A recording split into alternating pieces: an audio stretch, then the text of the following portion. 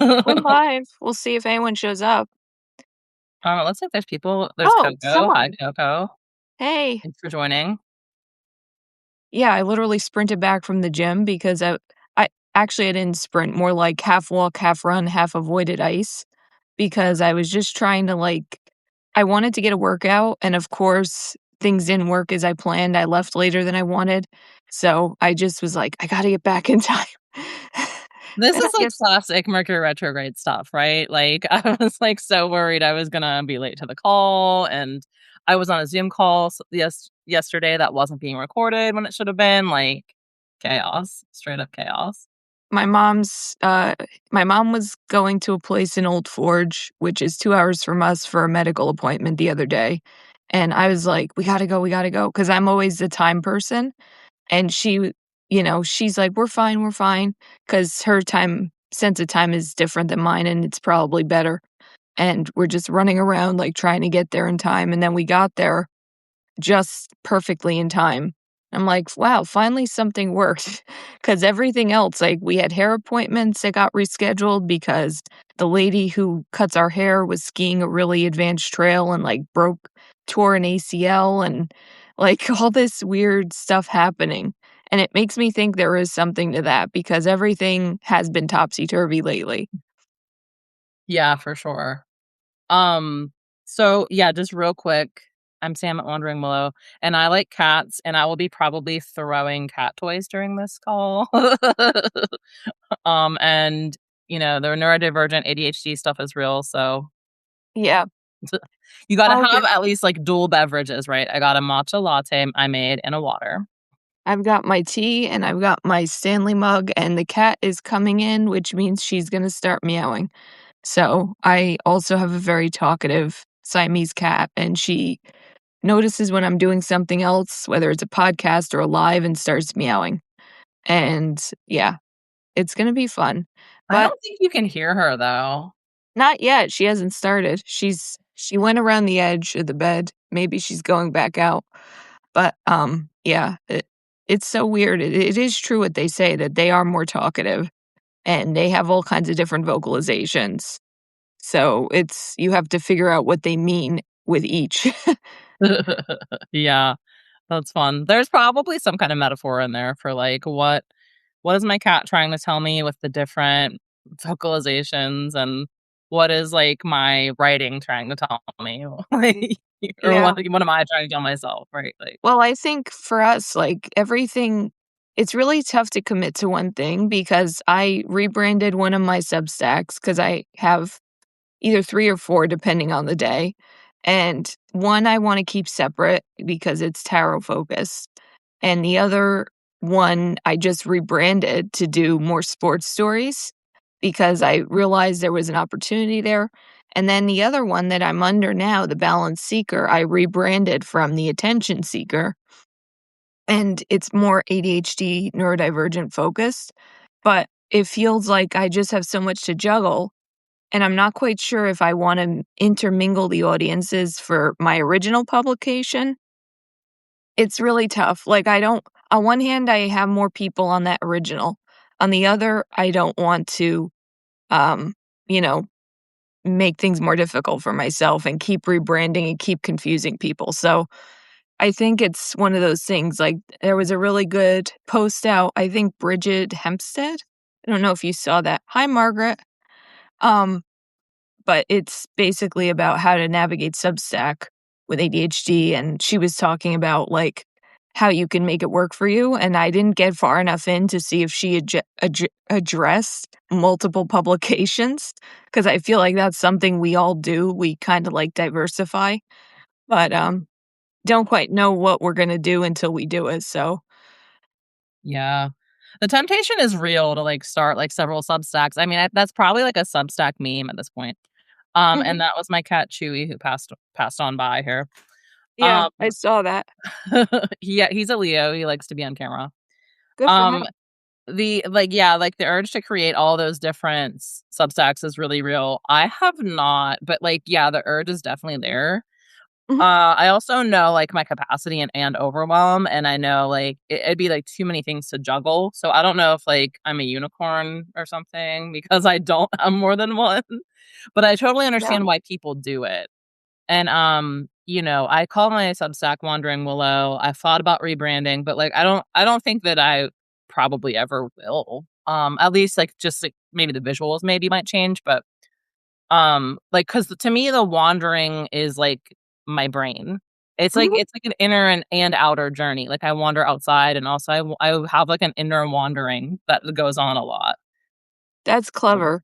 Yeah, I mean, I started Not Your Average Athlete, I wanna say in 2024, and I originally wanted it to be, like, sort of more general, and then I started to realize, like, during the Olympics, that there's a lot of stories that aren't told about people who are ADHD and neurodivergent and, have unusual stories told through that lens about sports, and I really like writing about athletes because I did it for 10 years, so, that's my comfort zone, but writing the more human side of it, and I enjoyed writing those during the Olympics. I wrote 2 really, long pieces for me on Substack, and I thought, "Okay, this is cool," and then I have all these ADHD things that I still write on Medium and elsewhere, and I thought, "Well, maybe I can," I rebranded The Balance Seeker because I figured out a lot of what we do is try to seek balance,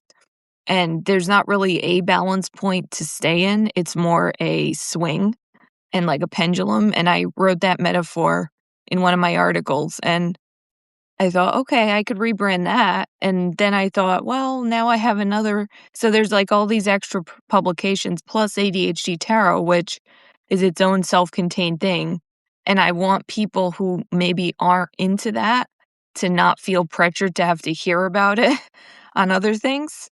So I think it's just, feeling your way through it and then deciding what way you're gonna go.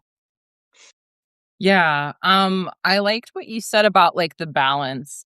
That's taken me a really long time, like, honestly, around the same time probably that you came up with, like, that pendulum thing, like, I was also feeling in that, like, energy, like, that pendulum swing myself, and realizing, like, that's actually what balance is, like, you it's it's not like a scale kind of where you can like, it's fixed, like, we're alive, we're human beings, we're constantly moving, like, that scale is fixed and a human is not fixed, and so as we're, like, just living our lives, there's gonna be something that gets, like, out of balance somewhere, Right. and, like, there's no, like, ultimate, sorry to say, like, there's no nirvana of balance, like, it's just, like, a constant act, like, that's why it's called, like, a balancing act, because Right. it's in an act it's an action, not like a stillness, you know? And Um, emotional regulation too is a constant thing, and I think, yeah. people with neurodivergence, it's a big thing, but I think humans in general have to learn their emotional regulation things, and, so many people don't learn that until they're in their late, 20s, 30s, maybe even beyond, and then all that time before, they were just sort of reacting, and that's something I'm working on myself is, like, learning where I'm at, developing that awareness, and then finding ways to shift into a different awareness. And it's challenging, it's, a work in progress, I think, for everybody. Yeah. Okay, I have to say that I misspelled hello in the chat. I put Helio. So I just wanna say hello to everyone that's joined, Margaret, Henneke, Alexandria, Alexandra. I'm butchering everyone's names, I apologize.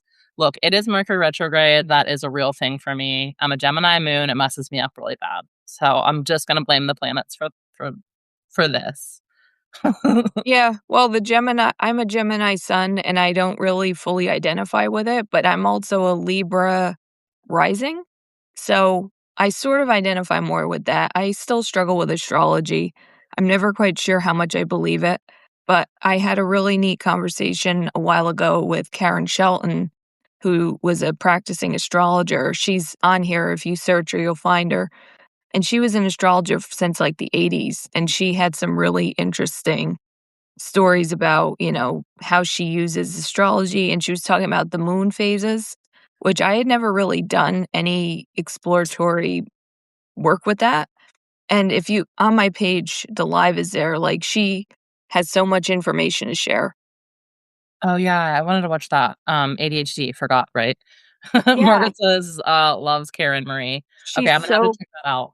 But, yeah, she's really cool, and the live was a little bit long, but she has so much good information about she was talking about making decisions by the moon as well, and I kept thinking of that David Lynch tweet, like, "I'm trying to decide if I'm connected to the moon," and then the next tweet was like, "I figured it out, I'm attached to the moon," or something, like, I don't know if "attached" was the word he used, but, like, she has good points. You wanna look at different aspects of things, and even if it doesn't really have an effect, which, she says it does, it makes you feel a little better, so, there's no harm in doing that.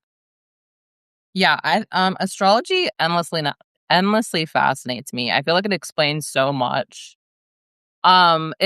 It's helped me understand my relationships better, like, with family and loved ones and even my husband, actually. Mhm. Um, there's man, the tangenting is real in my brain. There was I just learned about progressed moon. There's, like, always something to learn with astrology. Like, it's friggin' wild. Like, I'm not an astrologer. I don't know Mhm. how they do it because there's just, like, so much to know. And I mean, There's a the lot of best precision. astrologers say, like, they're always learning. So, It's like tarot too, I think anything if you're doing it well, you're always learning and you're not at any like we talked about fixed points, right? You're still learning, and it's interesting though that she was saying, you know, she had all these different phrases for it, but basically looking at how the sky changes and she's doing a program as well, and she talks about it. She's doing like a master's degree type thing with this, and it is very precise and it's a lot of mathematical type, calculating, which is not my thing at all, but it sounds like, there's so much to it that's not just like looking up at the sky.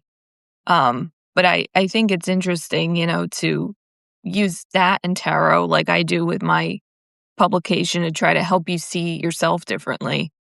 And if it helps that with that, that's good. yeah, there's, like, such a connection with tarot and astrology too. Well, I think it's that classic phrase, like, "As above, so below," like, like, basically everything in the sky is influencing down here, and, what's weird is sometimes I think about, like, vice versa, like, we're the constellation in someone else's, like, star system, and, like, that I don't Mhm. know, that's trippy to me.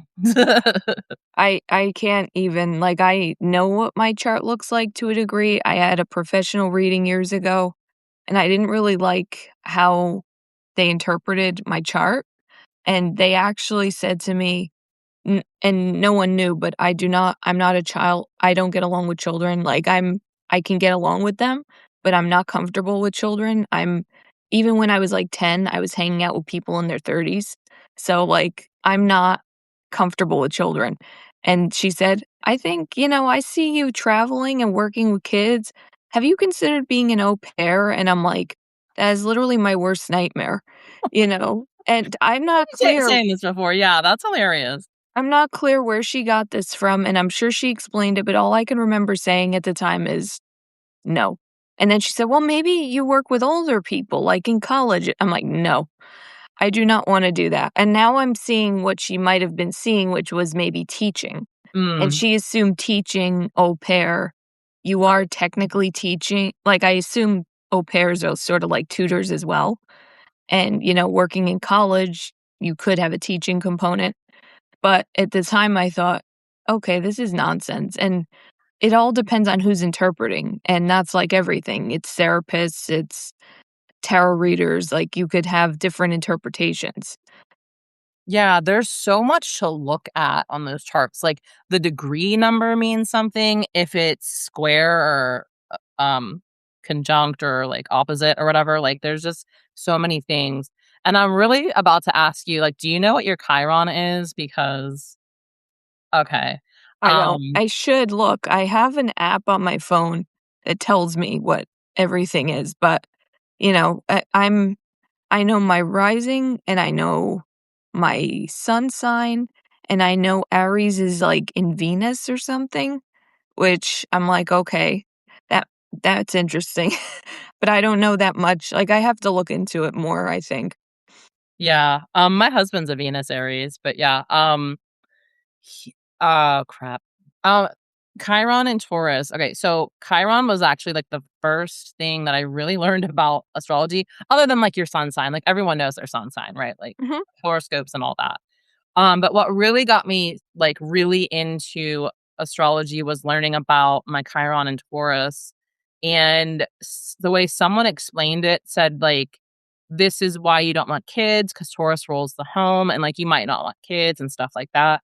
And literally up until that point, I thought like I was like broken and like like all those like things that like women feel because like we don't want to have kids. Like it's such like a hot topic, and it's like such a Mm. personal effing choice. But yeah, my Chiron and Taurus really explained it for me, and it was just like, you're not the only one, and like this is just natural for you. Like it just made me understand myself, and it really helped with self acceptance. Yeah, I feel like all of them are such useful tools, and even though we might not all be super adept at all aspects of it, like, just using it in a way that makes sense to us, like, sometimes I'll pull a tarot card in the morning, sometimes I forget, but almost every time I'll write it in my journal, and then later that day, I'll come back to it or that evening, and I'll say, "Okay, that's what that meant." I'll see where it came in during my day, and, I can't see any downside. It's like self-diagnosing yourself with ADHD if you can't get diagnosed or whatever. Like, I really unless you're trying to score, like, some powerful ADHD meds, which I don't recommend, like, I don't see a downside to saying, "Okay, this explains who I am a little better." And, I was just writing about that actually, and there's an article in The Cut out now about women in their 30s and 40s during either pre or during menopause finding out that they have ADHD, and it explains a lot. So, you know Yeah, I am so thankful to the women that write about getting diagnosed in their 40s with ADHD, and I mean, and even 30s too. I literally like that's how I found out myself, right? Like I'm just like, holy crap, their experience sounds so much like mine. Like, Mhm.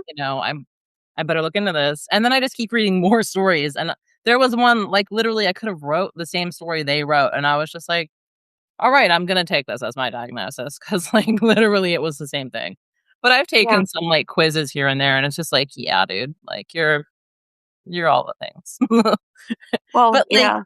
like mostly it's just like it's such a journey, like, though, like, in your 40s, like, there's that grief that you didn't have what you need, like, no one really saw you. Like, gee, I wonder why, like, I felt invisible for so much of my life, right? Like, that's probably a huge portion of it.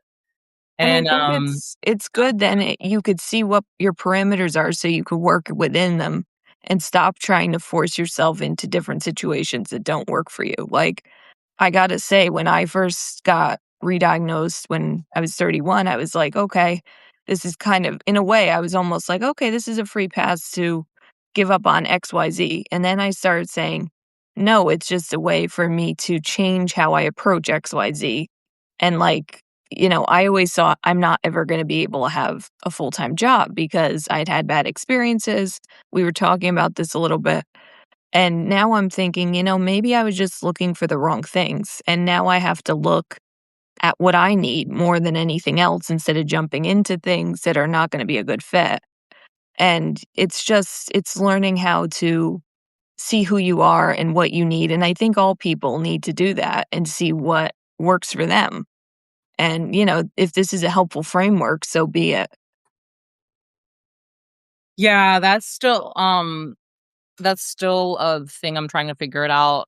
Like, okay, like, much of, like, the jobs that I had were not great fits, and I quit them. It was almost like clockwork, like 2 years. There was one job well, there was, like, outliers of, like, 2 jobs that were about, like, 7 years, Mhm, which is funny because, like, 7 years is usually, like, a Saturn square in astrology, so, yeah, like, mhm. the 7-year itch is a real thing. Um, but, yeah, I'm still trying to figure it out, and it's so weird, like, midlife hits, and it's, like, a whole new journey. Like, I've seen people call it, like, second puberty, and it's like really like an identity shift. You're just trying to like figure out like who you are now and like your body's changing and your body's changing and like the chemistry of your body's changing, like your brain is changing. Someone just said, oh man, I read too much stuff. I can't remember where the heck I find it, but like, yeah, there's like a lot of brain chemistry happening in and at least it was in terms of women. I'm sure the same is probably for men too. But yeah, like the brain changes are really a thing when you are getting older and probably why like so many women are diagnosed with ADHD in like their 40s. Mhm. Yeah, and I think it's also social media and the phones and everything make everybody feel frazzled, but at the same time, like, if you felt that way before, you're gonna have there's some continuity there, whereas if you just realized it, with the advent of smartphones, maybe not so much, but I feel like if you had that, you know what your childhood was like. Most of us remember a time pre-phones, and, I one of the things that I really resonate with was rereading the same page on a book several times. Like, I love to read. When I was a kid, I was reading before I think I read the whole Little House on the Prairie series before 1st grade, and I would reread, and I would sort of absorb it, but didn't quite, and then I realized, like, that my attention span was just, like, I'd lose interest mid-sentence, and then I'd have to reread. Um, and, that's also partially, I think, why I reread the same series over and over because I could sort of pick up on things I missed the first time around. So, I think there are little subtle things that you pick up on, but it feels to me like it should be just saying, okay, I'm a little bit different and I'm going to find ways to work with that versus like sort of beating up on yourself or thinking there's something wrong or using it as I don't wanna say an excuse, but being like, "Okay, now I'm not gonna do this or that." Like, there are a lot of people who are very successful, who are high functioning, who still do everything they want, they just find ways around it, and I think that's what we're all in, right? Like, we're learning how to do that, and hopefully in a healthy way, not like in a not so helpful coping mechanism. Yeah, I resonated with what you said about like the smartphones and like I I want to acknowledge like the ADHD and autism and all that like happened well before like the smartphones and all that. And at the Mhm. same time, I'm actually like my brain's trying to like work it out. I'm just like, okay, like but like the human body has been put through the paces like for so long. Like the past like even like 300 years has been like just like a really fast progression with like technology and like the industrial revolution and all that stuff. And even in like electricity, actually, we could probably go off electricity, right? The electricity is like a whole new thing. We were awake for longer and like more active for longer with like the advent of electricity. And, like, that was, like, a huge shift, like, pretty much overnight, and, like, we're probably body like, physiologically still catching up to, like, that shift, and then we added, like, 24/7 news cycles on top of it and, like, being available 24/7 and, like, the whole world at the palm of our hands and, like, constant, like, notifications and, like, yeah, it's no wonder, like, we're all scattered. Yeah, and I think it's also just like you said, there's so much input, like, there's never a break, and I really feel like the best thing people can do is put their phones in a room far away from them after a certain amount of time at night, because, like, for me, I just if I have it next to me, I will sit and scroll, and I could be doing anything else, but I'll be sitting, and, like, I realized, I'm so non-present in my life from that, it really bothers me t at this and I talked to someone else with ADHD who's younger than me, and she's like, "Nope, I delete apps from my phone when I stop using them." Like, she'll look at a TikTok and then she'll delete it off her phone, and I thought, "That's really smart because then you don't have that temptation." And I'm not actually that active on TikTok, but I've noticed that with Substack, and I'm gonna call out Substack because this is essentially a social media platform. And it's like writing, but it's also sorta like Twitter, X, whatever it's called now, combined with YouTube, and it feels like it's the same inclination, and you get all these push notifications, and your only options are either get 1,000,001 emails to your account, if you're like me and have, like, too many subscriptions, or you get 1,000,001 push notifications, and I'm just like, I don't wanna do it. Like, I think I'm gonna actually go through a lot of my Substacks and just get out of them and unsubscribe if I'm not reading them because it's not worth it. You know, you wanna read other people's work and you wanna support the people you care about, but at some point, it's just noise, and you need to pare down the stuff, not add more, and I think that's where we all could benefit from, like, removing things, you know? Yeah, I was gonna say you just said that, and I was like, or like you just posted about that, but no, it was another woman. She's a coach, and like I think it's like her 1% rule. Like you're getting rid of something, like 1% of something. Mhm. Because she's like, we don't need more stuff. Like we really don't. Like we need to pare down, like even 1%. And I'm just like, yeah.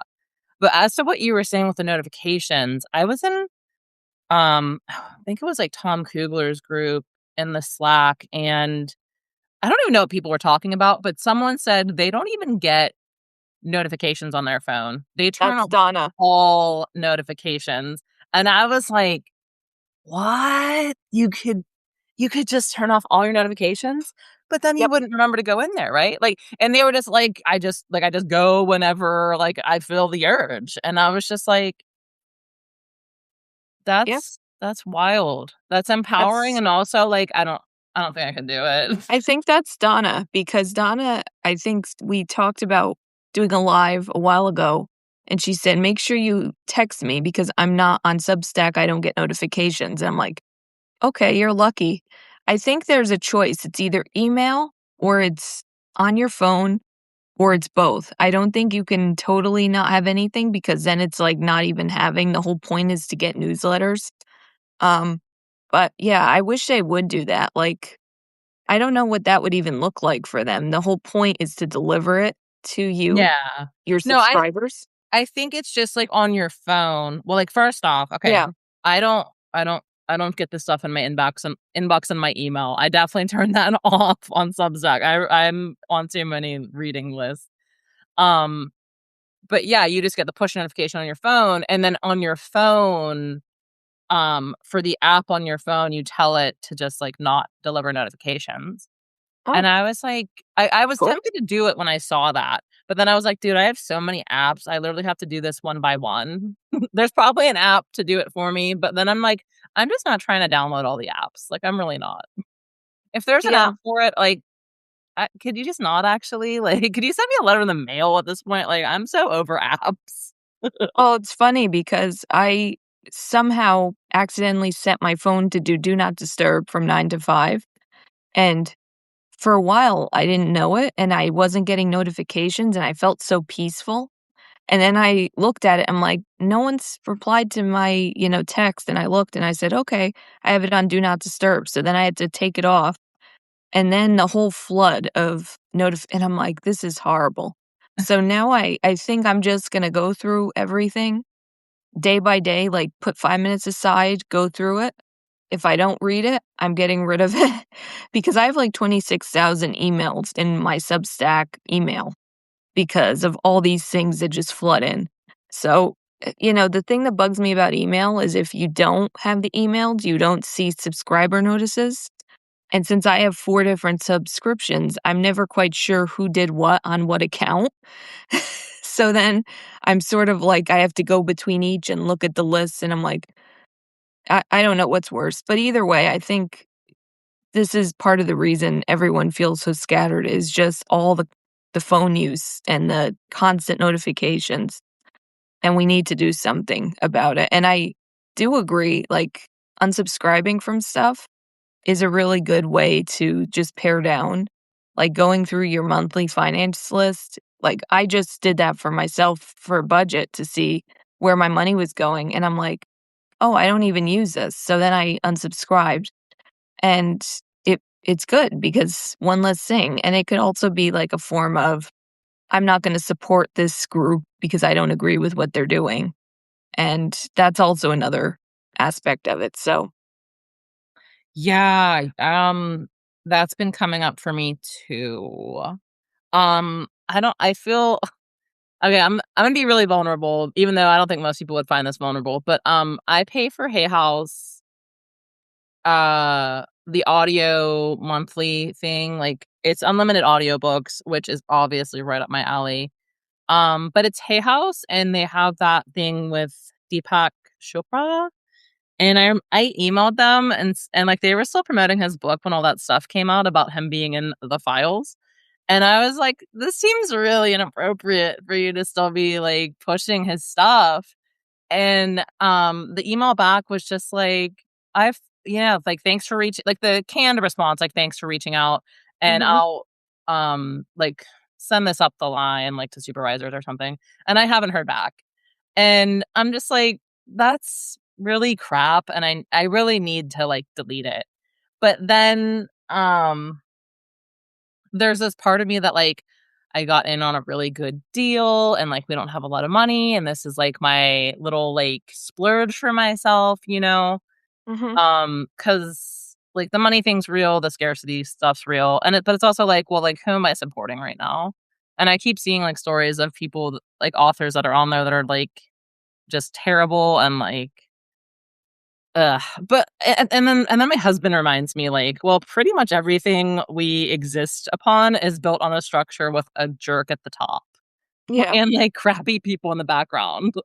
And I'm Yeah. just like, at some point, you are gonna have to support someone like, you don't particularly like or respect because, like, you need to eat or, like, you need to talk on the phone or you need to Yeah. drive your car, like, so, I mean, like, I'm not excusing anyone's behavior, but, like, it sucks because there's just, like, so few places where you can put your support financially that actually feel like you're making an impact, and it's like, your conscience is completely clean, right? Like, I actually don't even know other than, like, charity, and even that can be iffy, right?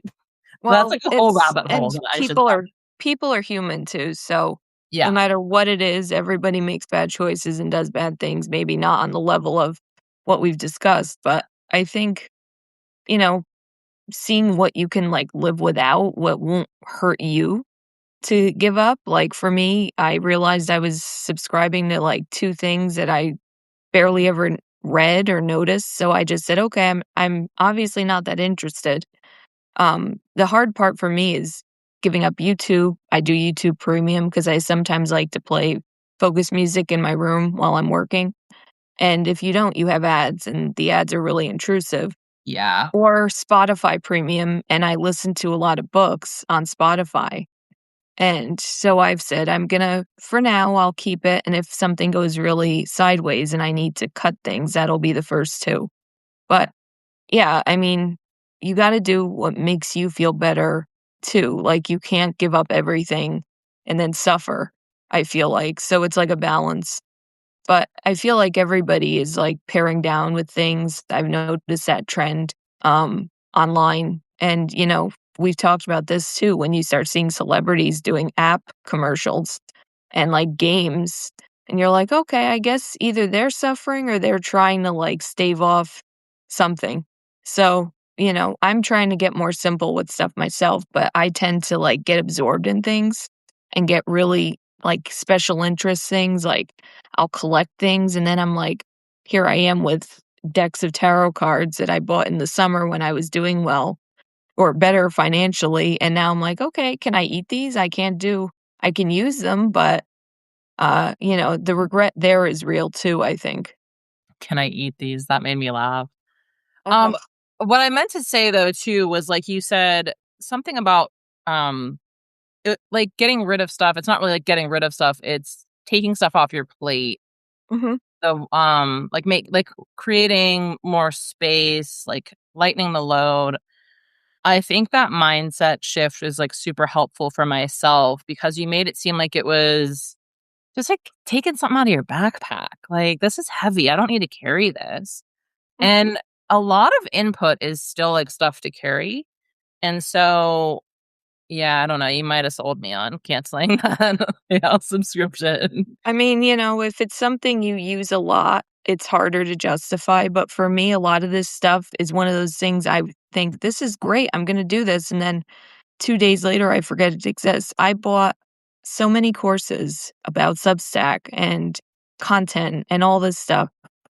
I've watched maybe, if I'm lucky, 35% of it because if it's not there, I'm not gonna engage, and I've done the live thing sometimes, but then once that's over, I'm not revisiting that. It's in the graveyard with all the other courses. So, like, I've come to realize if I'm not creating something, I'm consuming things, and the best way to not do that is just focus more on what I wanna put out rather than what I'm absorbing. Because I could spend all day on Substack reading everyone else's stuff and have, but then I'm not doing what I should be doing, and, I mean, it's a balance. But, yeah, I mean, you also gotta see your strengths too with everything, like, what can I contribute to this and not get stuck in this, like, desperation mode, and that's for me, like, when I'm looking for jobs. I used to get really desperate and grab whatever, but now I'm like, "Yeah, but I could get it, but am I gonna stay in this because it's something I don't really wanna do or it's something that's not gonna be conducive for a long time?" So, it's like an adjustment of trying to see yourself more than, like, what you need. What can you bring to things, right? Yeah. You said a lot in that. I'm feeling like clarity for myself. Um, the reason I join a lot of courses, honestly, is for the structure. Mhm. Uh, I thought I could do like self-study stuff. I really can't. And that you probably actually just answered a question I had about a self-study course I really wanted but couldn't afford. So yeah, that's I just probably realized I'm gonna forget it, like, 24 hours after I buy the thing. yeah, and then it becomes like a to-do or yeah, honestly, it's a to-do.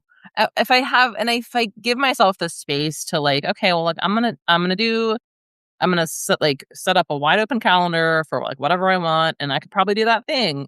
And then it's like I end up doing something else. So it's yeah, the self-study thing is like a whole other thing, but I like the groups for the structure they bring. And I think that's ultimately what I'm looking for. And when like finances are an issue, I guess you like have to do it yourself. Like I don't yeah, I guess this is like a whole other topic, but like the structure thing is something that I'm always like waffling with. Oh, hi Corey.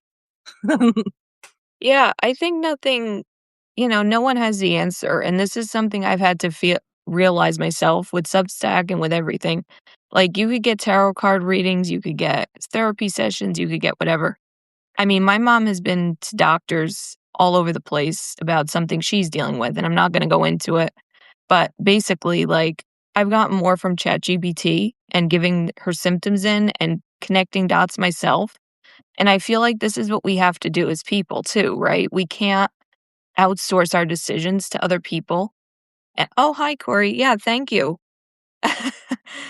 Both of our Substacks and my ephemera that are who knows what they're doing. But yeah, I feel like, that's a big thing to grow up into. Like, no one really knows. They're giving you their opinion. So you got to say, okay, I could figure this out on my own. And yeah, you do need professional help, like if you need a lawyer or something.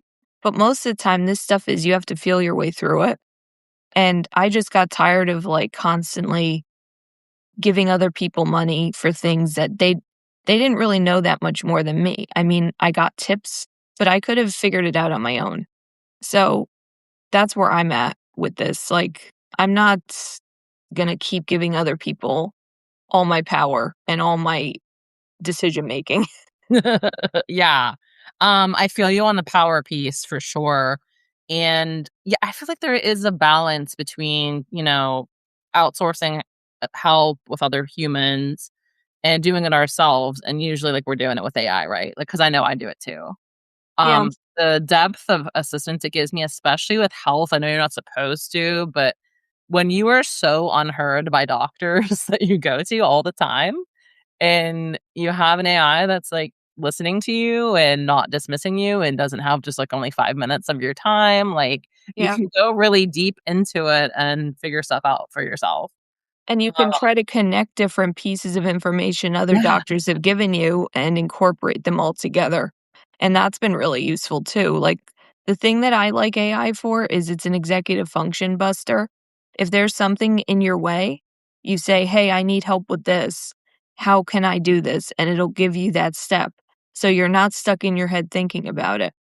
And that's why I love AI, even though it's gonna kill us all eventually, because for now, it's really useful for me. Like, it helps me get a lot more done in my life. Um, I really love it. If I could work more with AI, I think I'd wanna do that. Although I think then I'd realize just how scary it can be sometimes. Yeah, sometimes I read, some crazy stories, and then it talks about, like, people that left AI and because of all that kinda stuff, so Yeah, I don't love it like that, but I mean, like, I like no. what it gives me. Like, I don't trust it. I don't think of it as a human or a friend. I realize it's basically amalgamating things together, but I do like what it does for my work, and I don't know. I think that's a weird I'm always really careful not to give it too much information, but sometimes I don't succeed, you know? Um, yeah,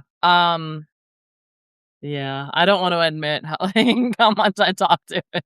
It's usually about, like, interpersonal relationships, Yeah, and, like, it how to can help. navigate stuff and emotional stuff, and yeah, honestly, like, it validates my feelings, and yeah, I know it's not a person, right? But, like, I Yeah. tell you what, it validates my feelings better than any person does, so, like I ask it to be critical of me because I want it to push back on if I'm writing something, like identify where the flaw is in this argument or identify the thesis of this if there is any.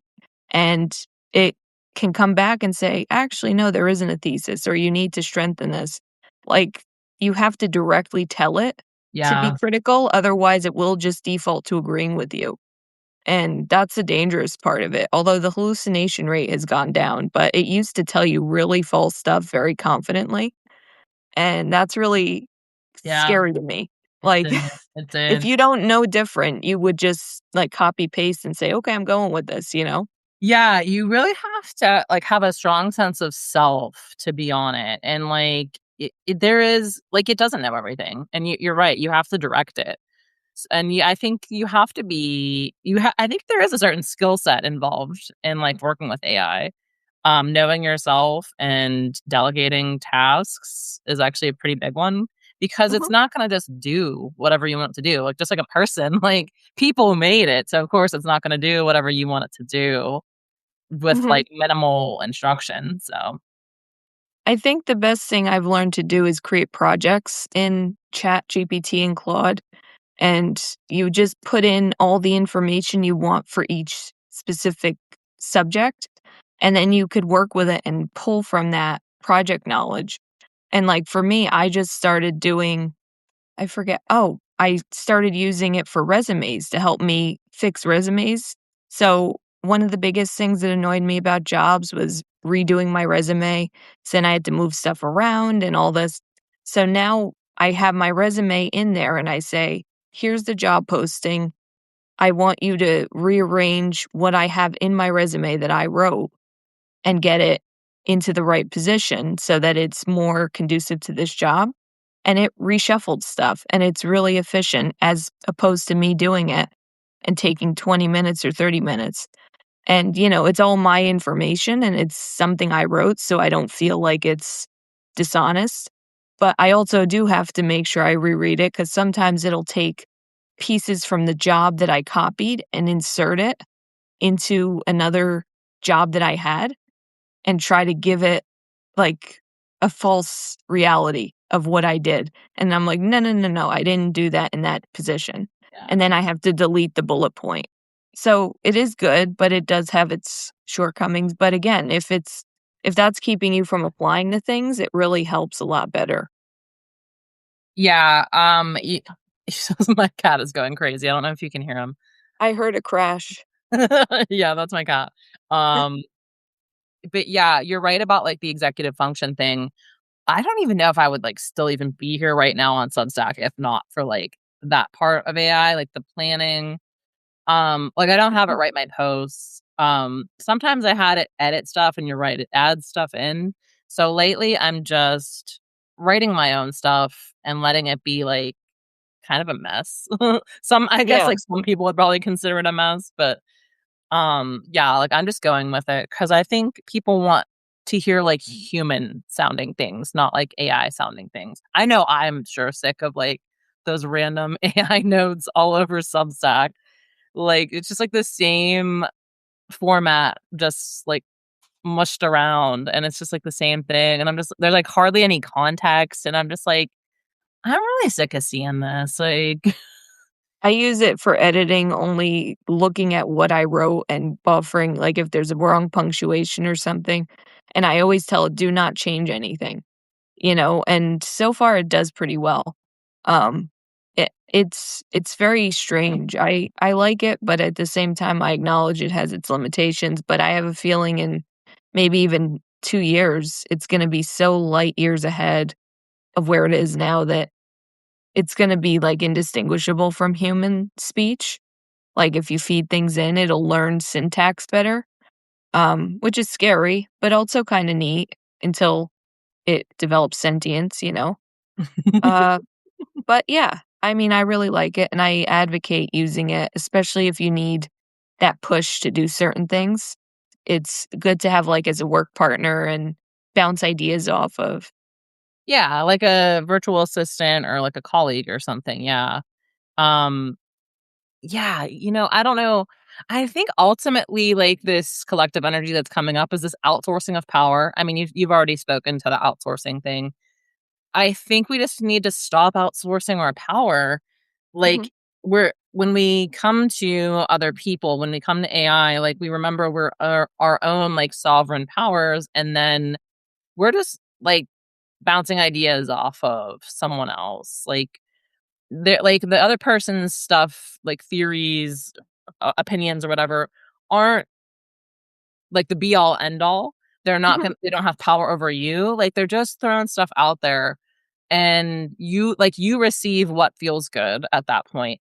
Like, just mhm, because, like, that other person has, like, degrees or it's AI and it, like, knows better, like, it doesn't know better. Nothing knows better than you do. So, like, mhm. ultimately just, like, stop outsourcing your power and, like, remember, like, your own sovereignty, which is my word of the year, and I feel like it's not even just, like, my word of the year. Like, I think it and I did actually take it from someone else that I saw because I was like, "Oh, that's really good," but I feel like it's almost like the collective word of the year is, like, sovereignty, remembering our own, like, sovereignty. Yeah, I feel that's this for me, it's been change and being okay with that, and that's a hard part for people, especially as you get older, but it is important to remember, like, things are gonna change. Yeah, change. What do they say about change? Just, like, change is constant, right? Like, Yep. it's just always gonna be happening, and getting comfy with change is probably, like, key to life at this point because nothing's gonna stay the same, and with AI especially, I think, like, the changes are gonna be, like, even more rapid with, like, help of AI. I mean, it's already in everything, like, every website I'm on, it's like AI something here, like, Canva has its own AI thing, and Zoom has an AI thing, and it's like, this is gonna be everywhere.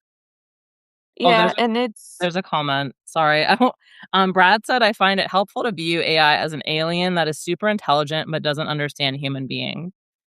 Yeah, that is certainly one way to look at AI. yeah, I look at it as just a bunch of random information mashed together, and they guess at what you're asking and what the answer is gonna be, and I think that's how they describe how they answer, right? But it is true that there isn't a real understanding because it's not alive or sentient as far as we know. So you have to take that with a grain of salt. And also, like, if it gives you suggestions to rewrite something or whatever, you have to remember it may or may not be accurate. And the way it puts things is very based on a guess. It's not fact 100%.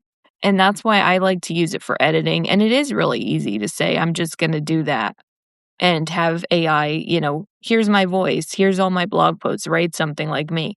But even if you do that, it doesn't feel fulfilling. It doesn't feel like you're actually making something creative because you're just feeding stuff into a computer. And then what's even the point? And like I've run experiments myself where I've written something for Substack, 100% me, and then I've fed it into Substack, into my AI, and said, I want you to tighten this. I want you to make it better, you know, and I sort of let it have at it.